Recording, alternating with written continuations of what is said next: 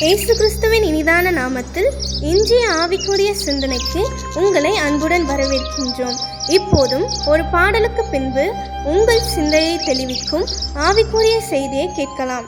விசுவாசத்தினால் நீதிமான் பிழைப்பான், விசுவாசியே பதறாதே. விசுவாசத்தினால் நீதிமான் பிழைப்பான், விசுவாசியே பதறாதே. கலங்காதே திகையாதே விசுவாசியே, கலங்காதே திகையாதே விசுவாசியே. கல்வாரி நாயகன் கைவிடாதே, கல்வாரி நாயகன் கைவிடாதே.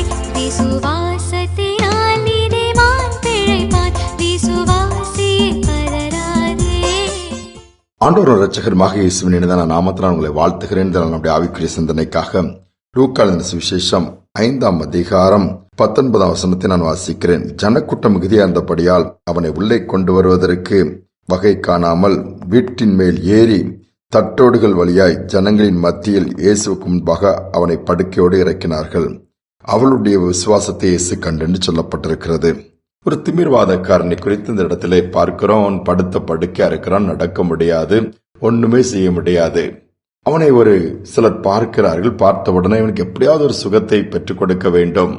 அந்த மனிதனுக்கு விசுவாசம் இருக்குதோ இல்லையோ, சுகம் கிடைக்கும் என்கிற நம்பிக்கை இருக்கிறதோ இல்லையோ, அவனை பார்த்தவர்களுக்குள்ள ஒரு நம்பிக்கை வந்தது, இவனை இயேசுவிடம் கொண்டு போனால் சுகம் பெற்று விடுவான் என்று படுத்த படுக்கையோடு அந்த பெட்டோடு தூக்கி கொண்டு வருகிறார்கள். அங்கு ஜனக்கூட்டம் அதிகமா இருக்கிறது. அப்பொழுது உள்ளே கொண்டு போக முடியவில்லை. இயேசுவை சுற்றிலும் ஜனக்கூட்டம் அவர் பேசிக் கொண்டிருக்கிறார். அவர் இந்த வீட்டிற்குள்ள அந்த மேல் ஓட்டை பிரித்து அங்கே இறக்குகிறார்கள் இயேசுக்கு முன்பாக. அவருடைய விசுவாசத்தை இயேசு பார்க்கிறார். பாருங்கள் எவ்வளவு விசுவாசம்! இந்த மனிதனுடைய விசுவாசம் அவனுடைய படுக்கையை மாற்றி போடுகிறது. இயேசு அவனுடைய பாவங்களை மன்னித்து அவனுக்கு சுகம் கொடுத்து எழுந்து நடக்க வைக்கிறார். யோசித்து பாருங்கள், இந்த மனிதனுக்கு விசுவாசம் இருக்குதோ இல்லையோ, அவனை கொண்டு வந்தவர்களுக்கு விசுவாசம் இருந்தது.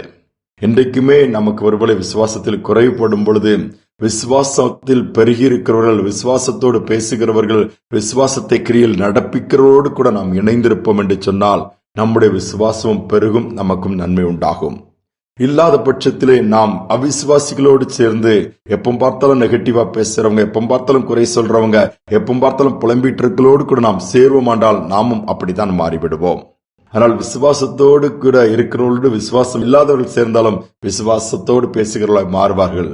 ஆனால் அதே நேரத்திலே ஒரு விசுவாசமா பேசுகிற மனிதன் அவிசுவாச கூட்டத்துக்குள் போனால் எளிதில் அவிசுவாசியாய் அவன் நெகட்டிவா பேசக்கூடியவன் மாறிவிடுவான். ஒரு ஆர்டிகிள் ஒன்றை வாசித்தேன். ஒரு குருவான தன்னுடைய சீஷர்களுக்கு சில காரியங்களை கற்றுக் கொடுக்கிறான். அவர் சொல்லுகிறார், ஒரு கெட்டவன் நல்லவர்களோடு சேர்ந்து விட்டால் நல்லவனாய் மாறிவிடுவான். ஆனால் ஒரு நல்லவன் கெட்டவர்களோடு போய் இணைந்தால் அவன் கெட்டவனாய் மாறிவிடுவான் சொல்வது ஒரு சீஷன் கேட்கிறான். ஏன் அந்த நல்லவன் நிமித்தமாக அந்த கெட்டுப்போன அத்தனை பேரும் நல்லவர்களாய் மாற முடியாதா என்று சொல்லி கேட்கிறான்.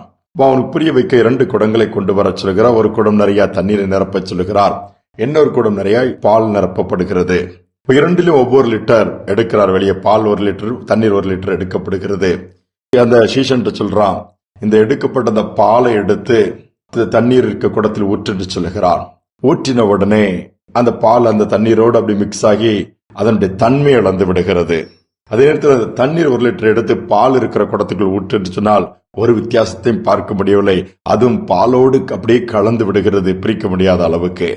அதான் சொன்ன, நீ விசுவாசத்தோடு அல்லது நல்லவர்களோடு சேர்ந்தால் நீ நல்லவர்களாக மாறிவிடுவா. அதே நேரத்தில் ஒரு நல்லவன் அதிகமாய் கெட்டவர்களோடு இருக்கிற கூட்டத்துக்குள் போனான், அவனும் கெட்டவர்களாகத்தான் மாறிவிடுவான் சிலதை உணர்த்தினாராம். இதுதான் உண்மை. இன்னைக்கு நாம் எப்படிப்பட்டவர்களோடு நாம் பிரயாணம் பண்ணுகிறோம்? விசுவாச வார்த்தைகளை பேசுகிறோடா, இல்லை அவிசுவாச வார்த்தைகளை பேசுகிறோடா?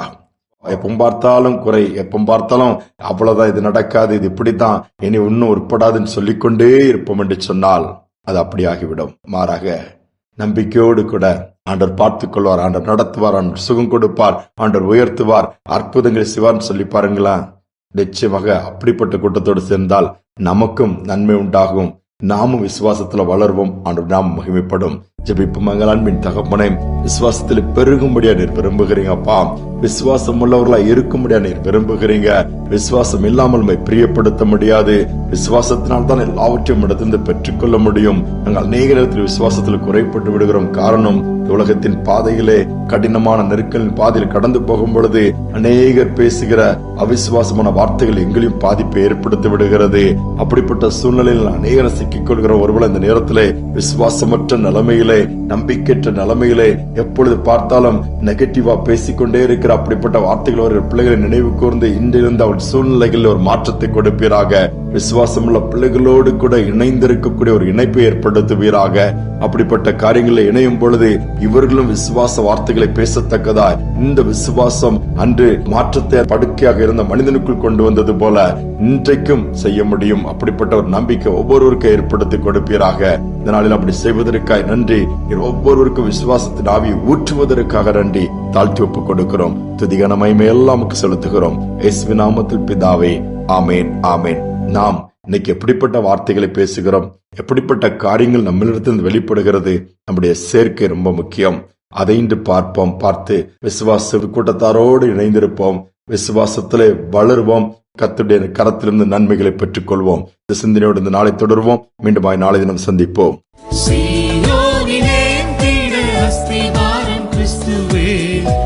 அவர் நான் என்றும் நம்பும் கண்மலை. கலங்கிடுவேனோ பதறிடுவேனோ கர்த்தரில் விசுவாசம் இருக்கையிலே. கலங்கிடுவேனோ பதறிடுவேனோ கர்த்தரில் விசுவாசம் இருக்கையிலே.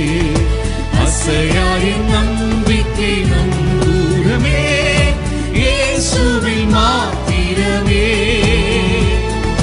அசையாய நம்பிக்கை நம்புறமே இயேசுவில் மாத்திரமே. சீயோனிலே தீட அஸ்திபாரம் கிறிஸ்துவே.